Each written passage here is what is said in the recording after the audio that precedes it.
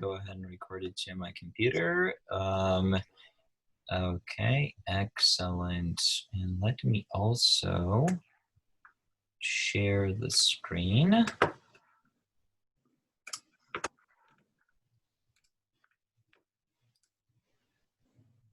Okay, and this would be our workshop. So, speaking proficiency practice with Lingt. This would be, I think, the second time that I am doing something on Lingt. So if you have already participated in something on Lingt, welcome back, welcome again. Hopefully this time I'll be able to show you other things, slightly different material, different activities. The workshop is being recorded. There is a chat box where I encourage you to post your questions, comments, ideas, whatever comes to your mind as you are participating in this workshop. This workshop will focus on speaking proficiency practice. Lingt can also be Lingt, the tool can also be used for listening proficiency, but that would be a topic for a separate workshop. Let me, while I remember, go to chat and drop in it the actual presentation slides so that you have a track of it, you have record. Where do I have it?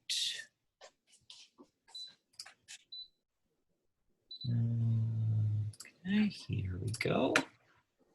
So now it's in the chat box. Everybody should have access to it. And while I am moving things around here, let me mute you all. So everybody should be muted. Now, since there aren't that many of us, if there's anything that you absolutely need to say, feel free to unmute yourselves and interrupt me. You're more than welcome to do that. If you do not want, if you would rather not sort of alter the flow of the presentation, you can use the chat box. Right now, I'm sharing my screen with you, which means that your screen is likely, the presentation is taking up the full size of your screen. At any point, you can bring it down in size by hitting the escape button. And last but not least, we will be doing some hands-on stuff with Lingt. We'll be interacting with the few activities that I put together to illustrate what one could do with Lingt. Lingt tends to work best with Google Chrome. If you do not have that browser on your computer, I encourage you to install it. If you do have it, I encourage you to check that it's up to date. And if you absolutely are against Google and do not want to use their products, you can try using a different browser, but I don't know how well it's going to work. So there's that. If any time you have technical difficulties, we do have Chris with us, we do have Stefan with us. They will do their best to try to help you. I will also monitor the chat box to see if people are having questions or problems with anything. Okay, sounds good? Okay, great. So let us forge ahead. So what is Lingt? Lingt is a fully online platform that is very intuitive, very easy to use, and it was put together by a group of students at MIT in order to facilitate speaking and listening practice. They did it in the context of Chinese Mandarin instruction a few years ago. And over time, it grew into a self-standing consumer product that is available for other languages as well. What you can do with it, what it is probably best for, is it allows you to record audio responses or audio files, audio contributions, let's say, and then easily share them with your instructor. This could be done within a framework of exercises, of various tasks that furnish multimodal prompts. And those prompts sort of come in three flavors, and we will see all of them. We can either have a piece of text to which your students then respond orally. We can have an image to which stimulates or precipitates an oral response, or we can have a video clip. So that kind of those are the options that are available to us. Hey Lee, Lee just joined us. Okay, let me go ahead and mute everyone again. And since it looks like a few people joined us, let me reshare the presentation slides again.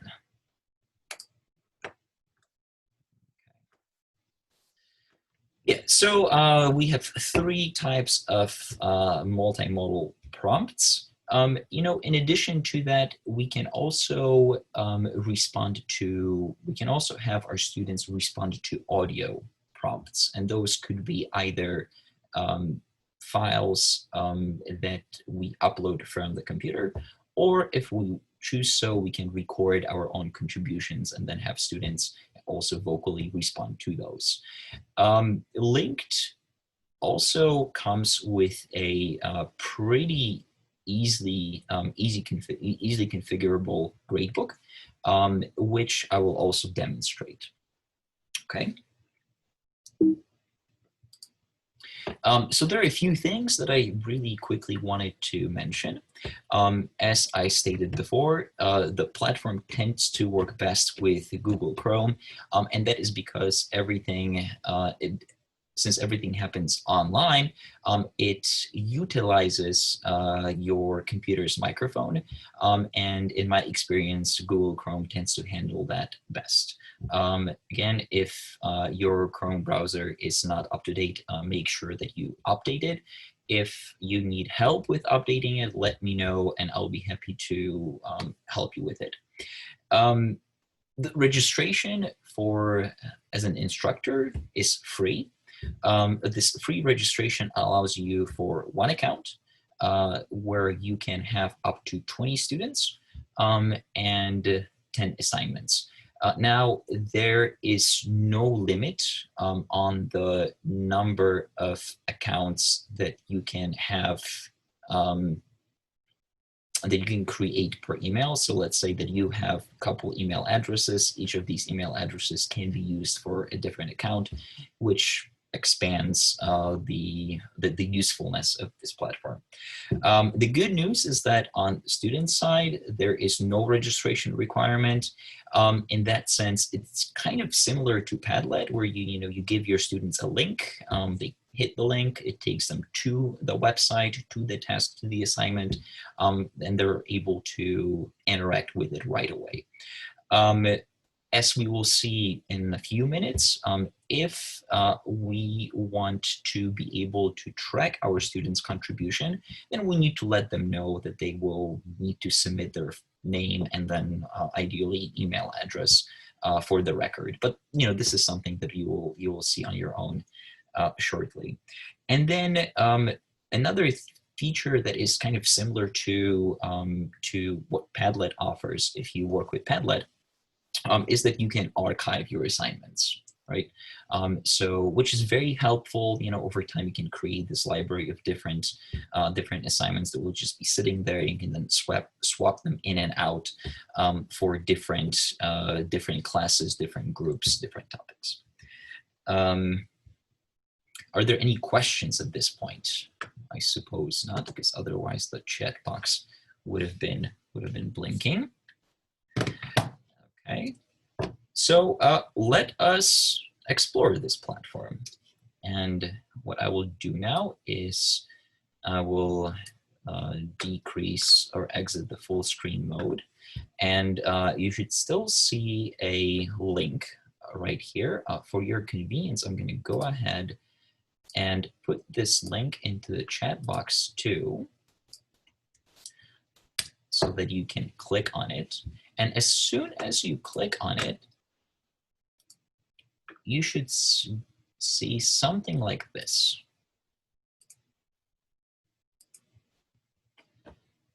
Okay, indicate in your chat box once you have reached this stage.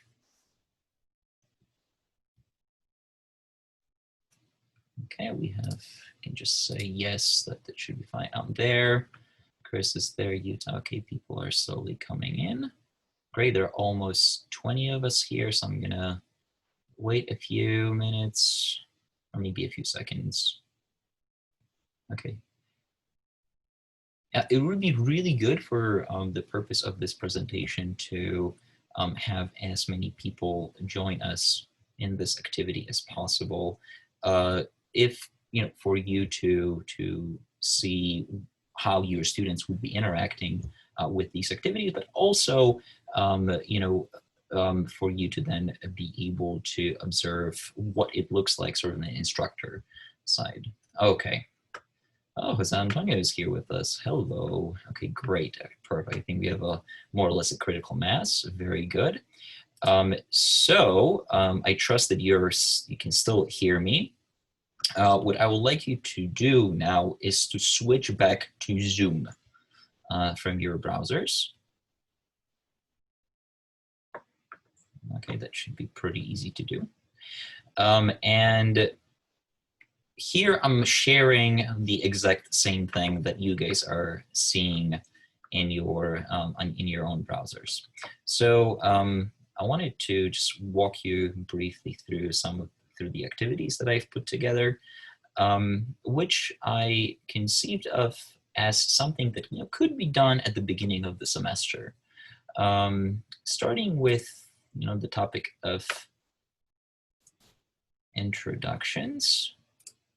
Hold on a second here.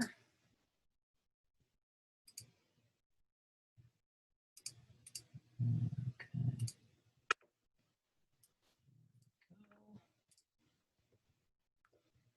Okay, perfect.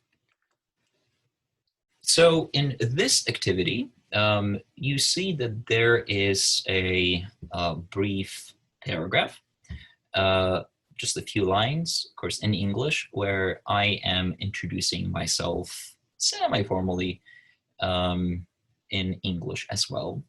And there's a bit of a prompt above the actual paragraph, asking students to read the template, read the paragraph, take some time to collect his or her thoughts, and then use the recording function here to perform a similar introduction. Okay, so I'm going to go ahead and maybe introduce myself as somebody else right now. And we see that it is recording. So hello, my name is Charles. I moved here from Chicago, where I worked as a hot dog stand operator. I am happy to be taking this class.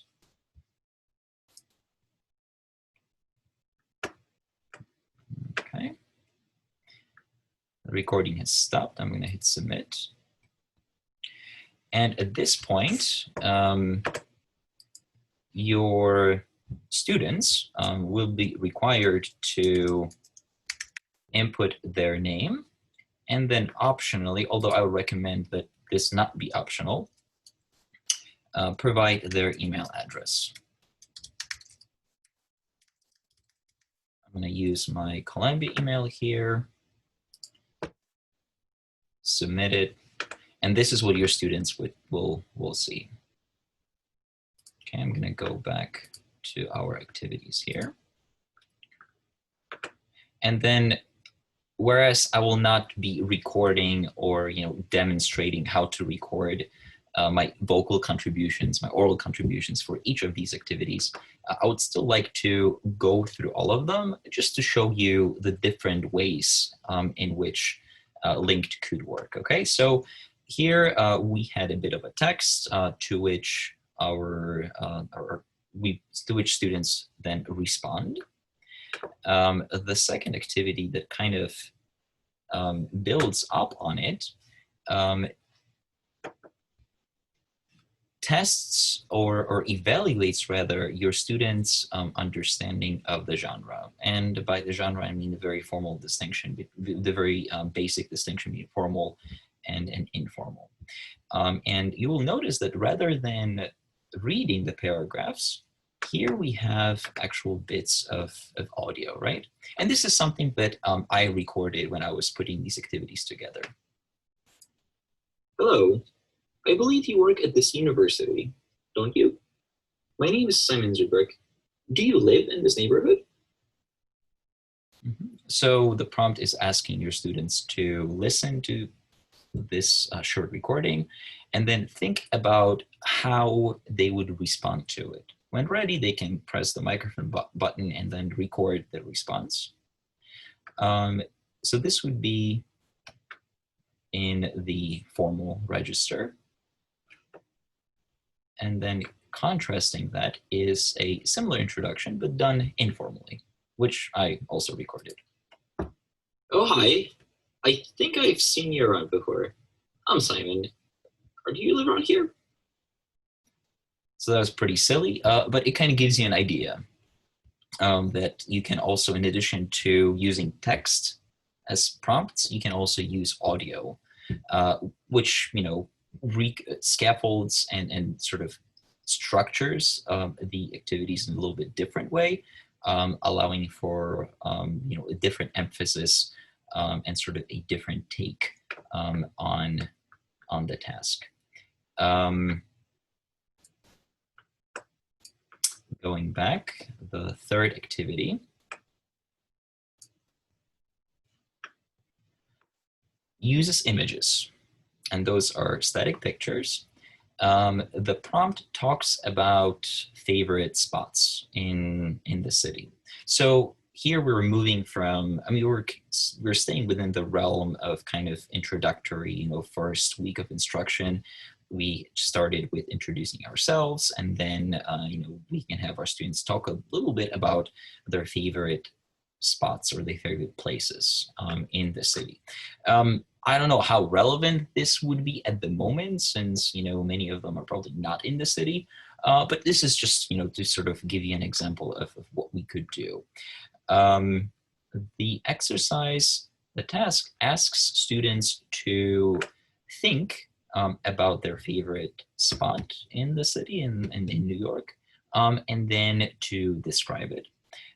To sort of inspire, stimulate your students, you can insert some images for them if, you know, they are having a hard time coming up with their ideas.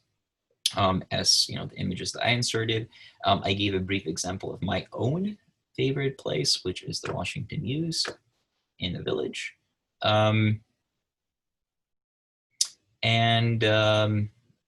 Once your students are ready, they can, again, record the responses here and then click submit.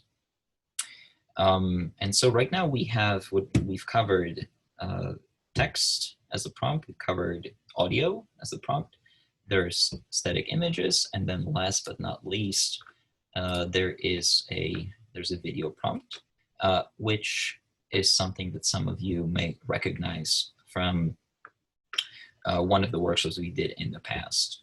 And this activity asks you to, asks your students to view a video that is taken on the subway, and to, the video depicts the train skipping a station.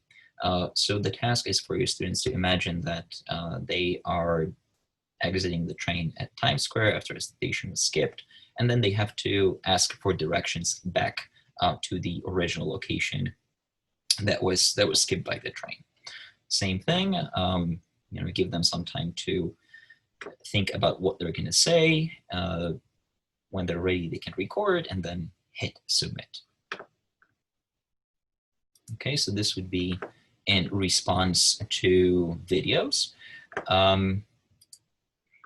Those are the, you know, 4 different activities that I put together for the purpose of this presentation. Now, of course, you can do many other things with Lingt, which I do hope to chat about. after the presentation portion of this workshop is over. But until we get there, I would like to invite you to interact with this platform on your own. So do take a couple minutes to explore this activity, to explore this class, the platform itself, and make sure that you provide some submissions. Okay, they don't need to be spot on. They don't even need to, actually fulfill the prompt. What is important here is to have sort of a couple of submissions in the bank so that we can then see what it looks like for instructors when they're all entered into the gradebook. Okay, so on that note, I will stop sharing my screen with you. I will go ahead and mute myself. Okay, and I will be available in via chat if you have any questions.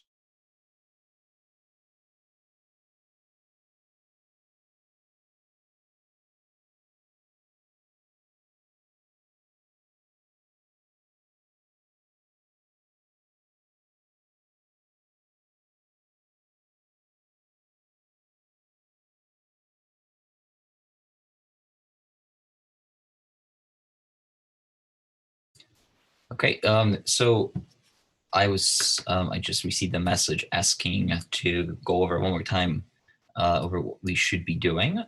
So what I would like to do is for all of us to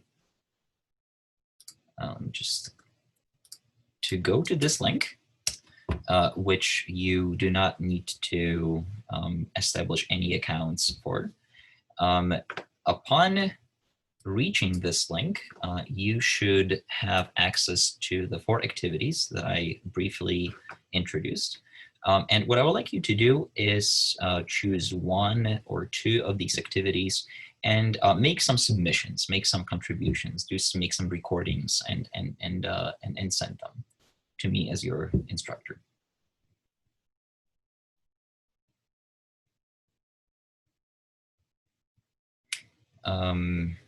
Let's take, I don't know, 5 minutes to do this.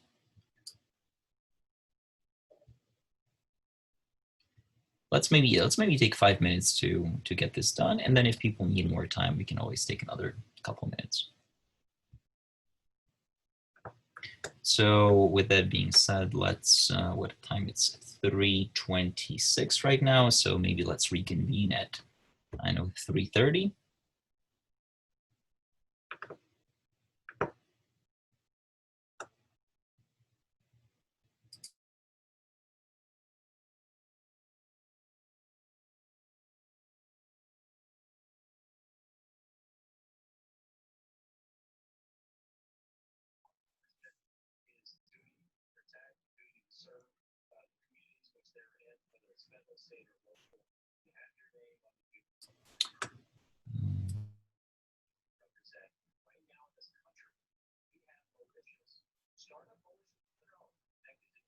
I believe you.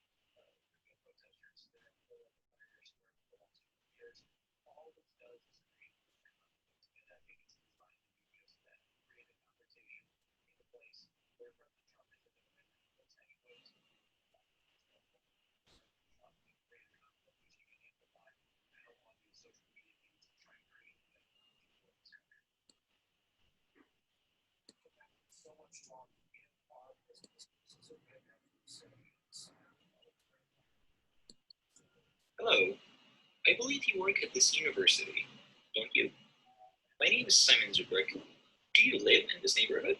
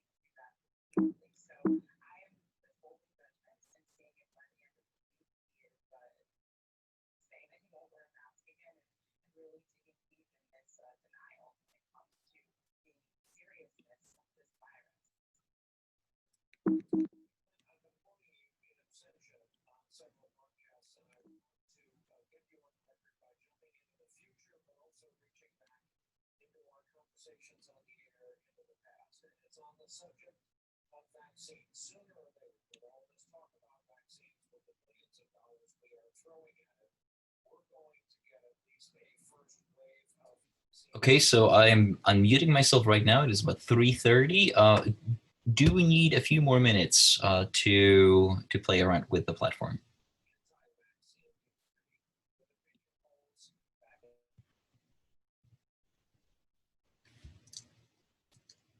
Yes, no, maybe so.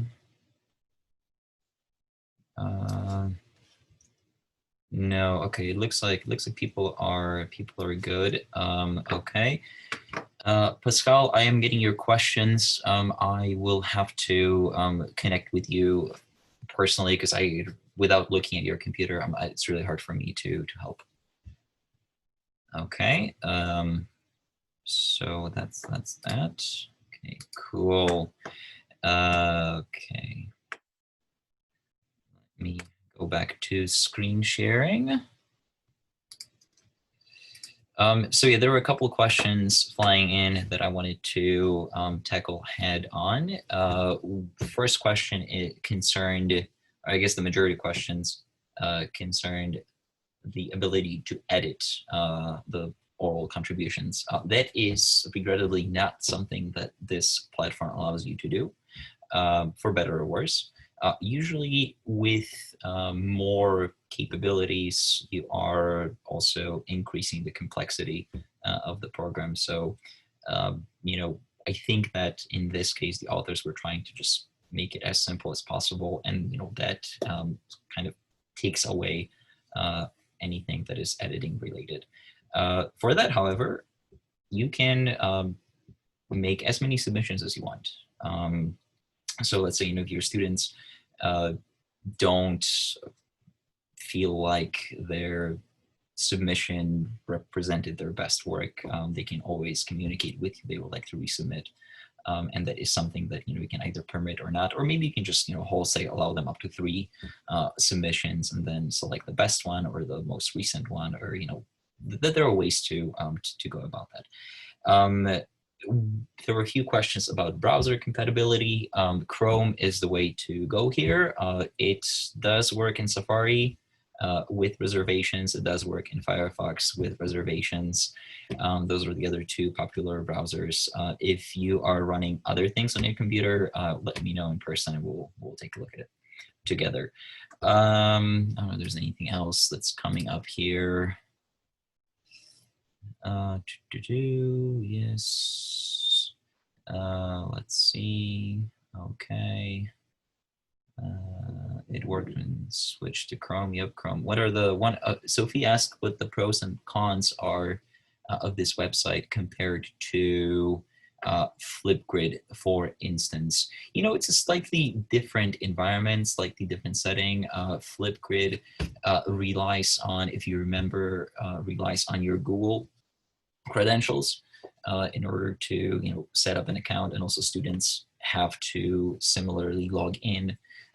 So if you are wary of having your things intertwined with Google, then this would be a viable alternative. Also, unlike with Flipgrid, the default here is that the contributions aren't shared with students, or between students, so that students cannot see each other's contributions, which has its pros and cons.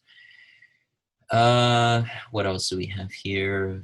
Browsers. I have a question about in comparison with Flipgrid. Okay, we can discuss those at the end of during the Q&A. You can only record your voice. Yes, it is a oral practice platform. A video is not supported. Also, okay, how do my students join me on Lingt?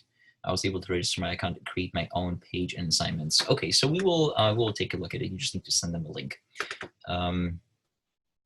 Cool.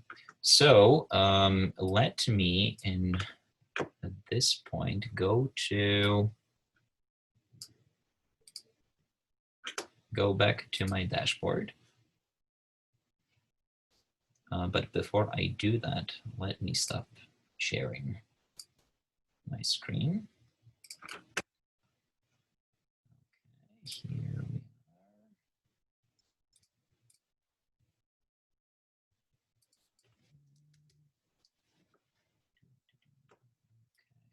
Excellent. And let me reshare it again.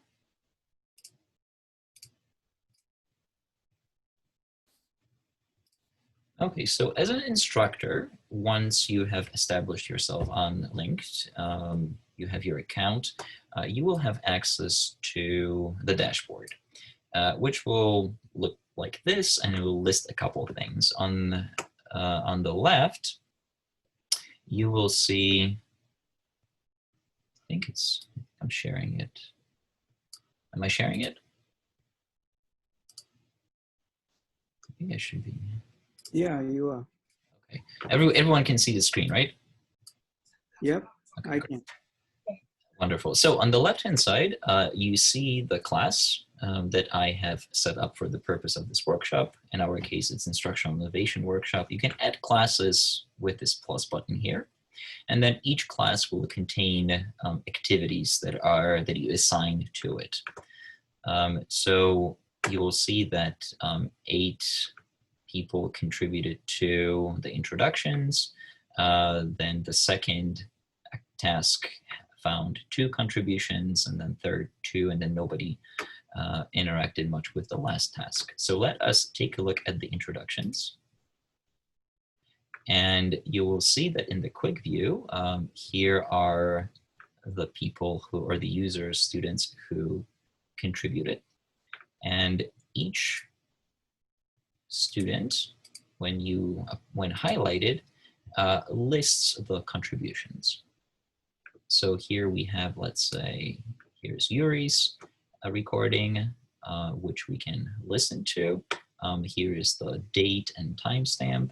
There is an email address that Yuri provided, and here are the feedback options.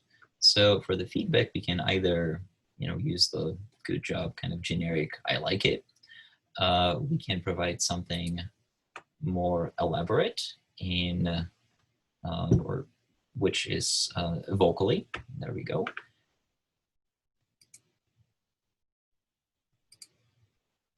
Okay, recording. Okay, that is an excellent recording, Yuri.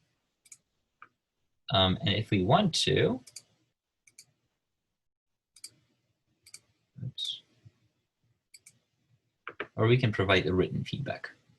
So what's kind of important to note here is that you can't do multiple feedbacks. You can do one at a time. So you either do written or oral or thumbs up.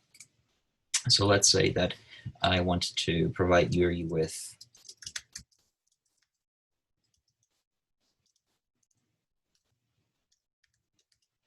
written feedback, and I will check it.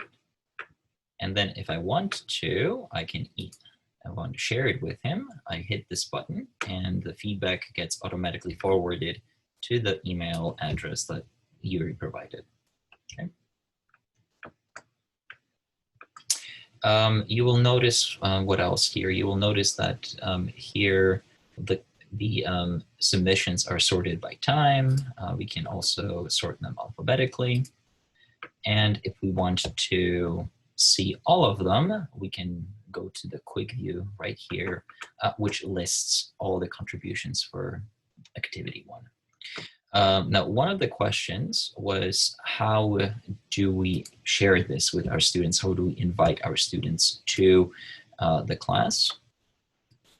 And the link for that is right here in the upper right-hand corner, which if we visit, we can then copy paste it and either email it to our students or put it on Canvas, or share it with our students in some different capacity. Okay. So let me go back to the presentation now. And we are at my at least favorite part of each workshop, which is your questions, your ideas, your concerns, and the general discussion. So at this point, I will stop sharing again, and I will open up the floor to your contributions. Okay, and in the meantime, there are a few things that are in the chat box that I haven't addressed yet. Can we listen to the audio files after submission? You can as an instructor, but your students cannot. Once it's sent, it's sent. Which is why in the design of the activities, I included the couple minutes for students to take notes, collect their ideas, and then speak. But this is something that's very important. And should you choose to use this tool, you should definitely let your students know that, hey, once you submit, it kind of goes. You can't really re-edit it, but at the same time, it's really not a problem because you can make multiple submissions. Okay. How can students get the feedback? Through email? Yes, so that was demonstrated. Does coursework Canvas offer recording opportunities? Yes, they do. For Canvas, there's a few ways in which you can structure recordings. Each of these ways integrates and works in a slightly different way. You can do it through quizzes. I think you can do it through Piazza. So, it will really depend on what it is that you are trying to do. It is a little bit less, actually a lot of it, less intuitive on how to do it in Canvas, in my opinion, than it is with Lingt. However, at the same time, Lingt is another platform that you are introducing to students. So if you are interested in, keeping things to the very necessary minimum and kind of sticking with Canvas and Zoom, that's fine too. It's just that it's more difficult, more cumbersome to do it in Canvas. Okay, what is the gradebook function here? Let me answer this question by going back to the presentation.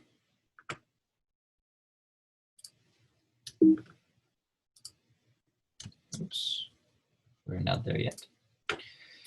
So I hope everyone can see the screen here. So what I mean by gradebook is just a record of your students' submissions. So there's no tab, there's no icon that says gradebook. There's rather a list of what your students did for each activity. Okay, so right now I clicked on the activity number 2 and I see that Sophie and Lee submitted for this activity. I see that both I can choose to look at their submissions in the context of the actual questions. And I can then click on individual students to listen to their contributions and then to provide feedback. Okay.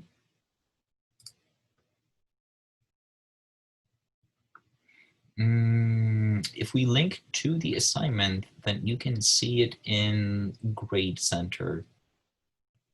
Oh, okay, I am not sure if I understand the question. So there is no way to, that I'm aware of, to link this to Grade Center in Canvas, I'm assuming here. Like you would need to basically move things around manually. Oh, actually, I was talking about if we're gonna link it to the assignment, right? Then you can just grade the assignment. The students, they will be able to see the grades up there. Yeah, so like once you, can you link to individual assignments? Is that your question? Yeah, you can just create an assignment and you can link it into the assignment. Then whatever the grades you're gonna post up there, then students, they will be able to see it. Right. Yes. So whatever you create lands in your profile, which then the platform generates the link to, which brings you. Hold on a second. Which brings you here, right? So like this is your command center, and it doesn't really discriminate between what you have for each section. So in other words, everything will be listed on the left, and then your students will have to choose the class or the section, if you have multiple, that they're in, and then clicking on that section, they will then see the assignments.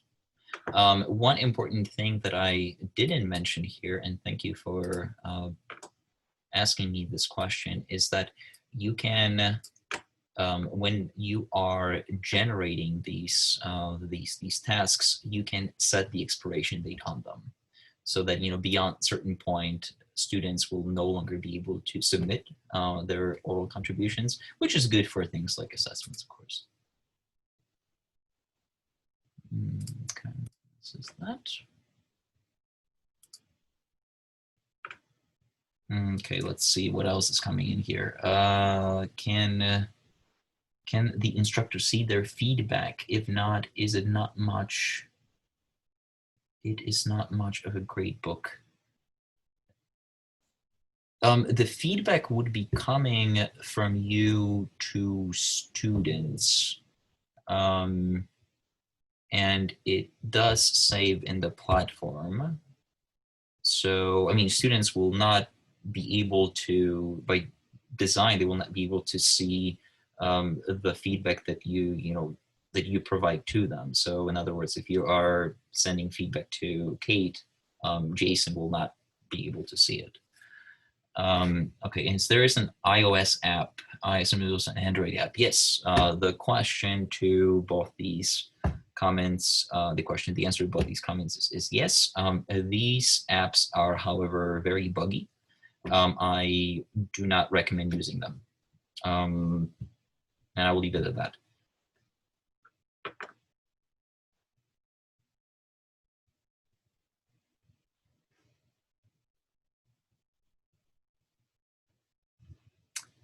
Okay.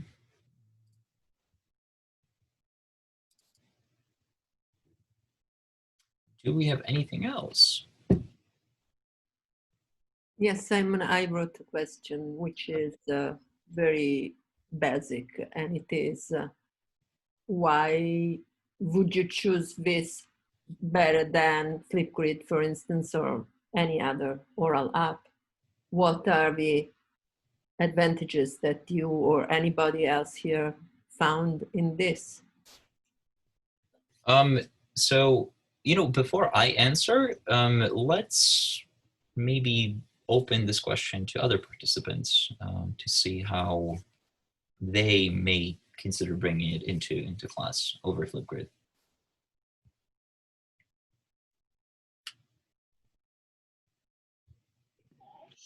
Hello, this is Fiona.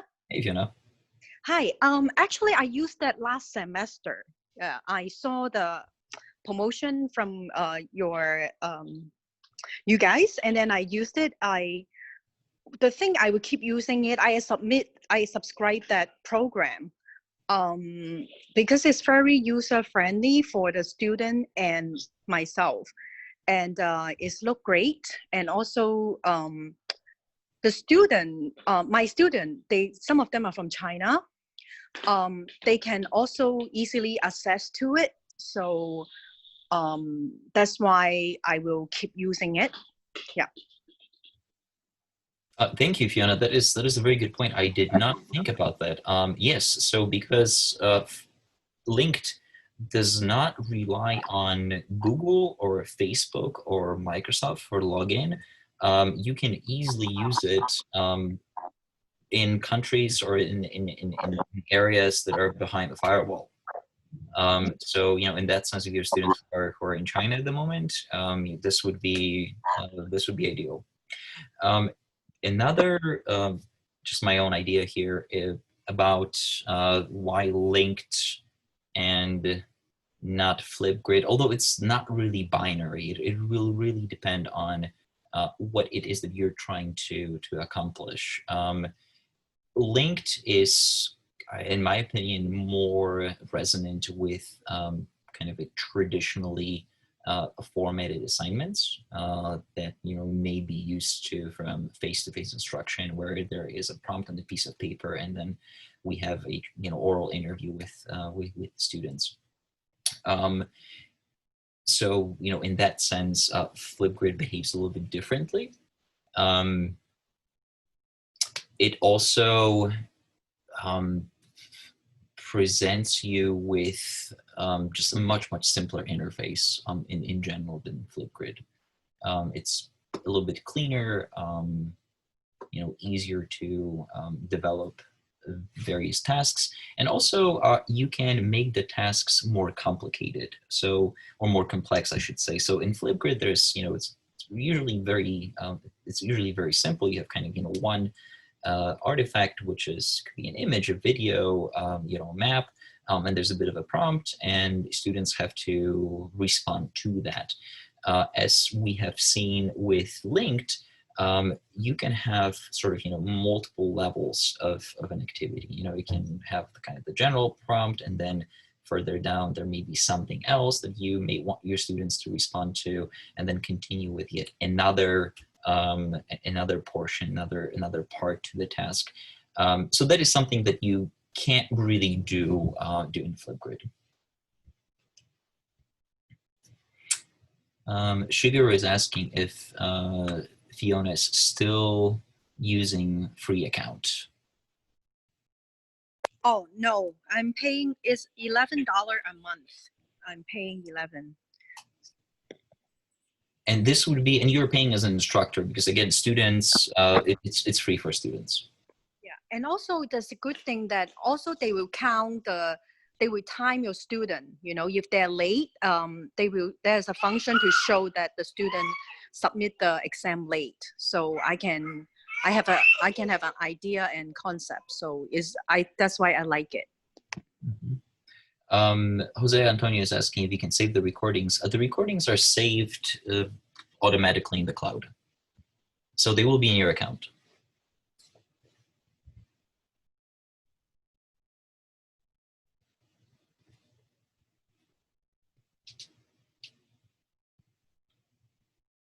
Mm-hmm. So can you think of any or some of the ways in which this would be useful to you? Maybe, I don't know if you're teaching right now in the second summer session, or maybe come fall, would this be something you can think about using in your online classes? Maybe aside from Fiona, because we all know that she's using.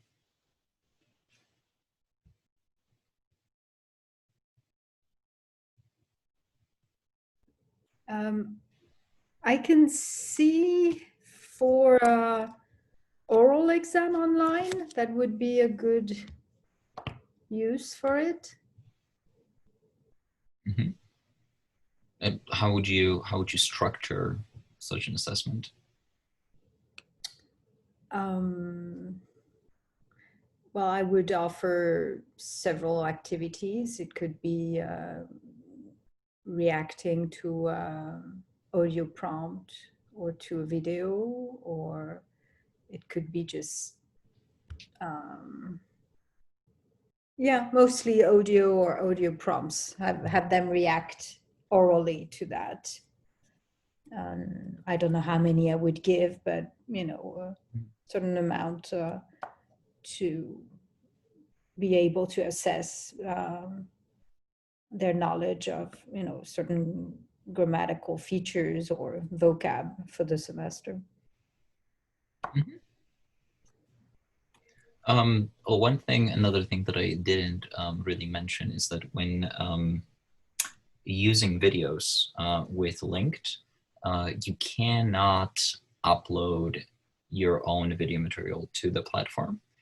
It only takes YouTube links, which is, you know, a disadvantage. That is a shortcoming. However, we all have access to YouTube. We all have YouTube channels through Lion Mail, which we can use to upload our, you know, whatever videos that we may store on our computers, which then will generate YouTube links, which can be imported into Lingt. And similar logic applies for Edpuzzle, if for those of us who are interested. We have a question from Fiona. We can use it for another question, a comment. We can use it for the written part also, but it would be a little hard to read the answers from your end. Yes, so right, Lingt does support written input from students, and this would be probably more of interest in conjunction with listening comprehension practice. Again, here I wanted to focus on oral proficiency, so I deliberately did not touch on that subject. In our many emails that we exchanged with Lisa Hollybaugh about placement testing in the fall, which is online, I remember one person saying that they're going to use Lingt for their placement exam. So, which is why I came today. I just thought that was really curious, and it just says the placement exam. So I wonder how that could look and work out, because that would, of course, ideally have several components, you know, text, reading, writing, and listening. So yeah, so this could be done. You know, just keep in mind that the free version is rather limited in that sense. oh yeah, no, you would have to pay for it. But Yeah, I thought I was just curious about it overall. So Camille is asking if that since students can submit more than once for the same assignment, is there a way to limit their submissions? You know, the free version that I have access to, that I'm presenting on, doesn't really offer you that functionality. I am not sure if the paid version does. That's something that we'll have to look into. Actually, you know, let me take a look at it now.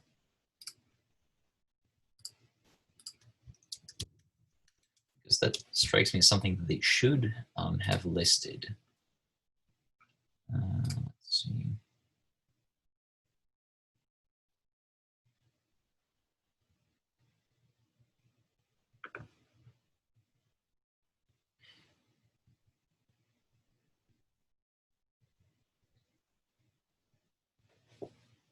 Okay. Yeah, so you know, so that I'm looking at the various tiers that are available to instructors. The first paid tier, which is $14 a month, paid annually, so 14 times 12, allows you to download your student audio and gives you just unlimited assignment numbers. But it still caps it at 200 students, which is sizable. But you know, it doesn't really mention whether you can limit your student contributions. So yeah, we'll have to research that independently. Pascal is saying, okay, oh yeah, people are looking at that too. Great. For an oral exam, I would be a bit bothered by the fact that students cannot listen to the recordings and cannot erase them. Okay, so that seems to be a big drawback. Mm-hmm. Can instructors upload their own audio recording so students can listen to and respond to it? Yes. So if you have your own recordings, you can definitely upload them. The platform takes MP3 files, so you just need to make sure that they're formatted correctly. I wanted to ask Fiona, since she actually has experience working with Lingt, has this ever been a point of contention or an impediment that students are not able to listen to their own recordings? The student can listen to their recording. They can listen. They can erase it if they don't like it. They can record again. So what do you Well, they mean? can. They can, yeah. They Yeah, can. I listen to my recording. Okay. Yeah, you can record any times until you happy with it. So it's pretty good. They like it. They think it's fun too. Well, there you go. For some reason, that feature was not available to me, but that's probably because I was testing it in Safari. So, well, that answers that question. Thank you, Fiona. Thank you. Okay, you guys, it is 4 o'clock. So if you need to go, you are welcome to leave us. I'm gonna officially, formally indicate that with a slide. And if you have any other questions or any other things that you'd like to share with us, we will stick around for as long as questions are coming. Again, this is recorded, so we will throw it on the web. Thank you, everyone. Thank you. Thank you. Thank you.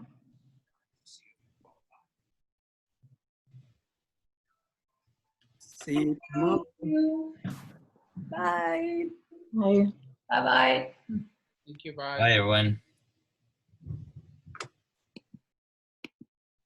Chris. Hey.